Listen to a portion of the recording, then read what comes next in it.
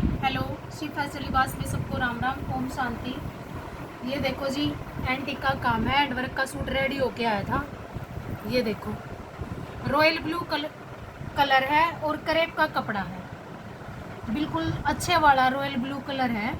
ये देखो, करेब का कपड़ा और इसने ईमानी का सूट है। ये देखो, चौक और घेरा बनवाया इसने और बीच में ये डॉट डल रही है और इसकी बाजू का काम और दिखाएंगे आपको।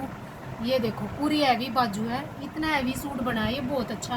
ये देखो, ये इसकी बाजू का काम रहेगा, चाहे पौनी बाजू बनवाओ या 10 इंच की बाजू बनवाओ, बहुत सुंदर सूट है। ये देखो, सारा कटदाने का और मोती का पर्ल का काम है इसमें, आप देख सकते हो पास से इसकी फिनिशिंग। और ये इसने दुपट्टा रेडी करवाया है। ये देखो, ये इसका दुपट्टा है, प्योर शिफॉन का दुपट्टा है और दुपट्टे पे हमने ये लेस लगाई है। आप ये देखना, लेस के साथ इस दुपट्टे का लुक कितना सुंदर आ रहा है, ये देख सकते हो आप। ये देखो, एक दूसरा सूट और दिखाते हैं आपको, सिंधी का है वो सूट। ये देखो, ये इसकी बाजू का काम रहेगा। ये देखो, इसकी बाजू का काम रहेगा और ये इसके फ्रंट का काम है भाई।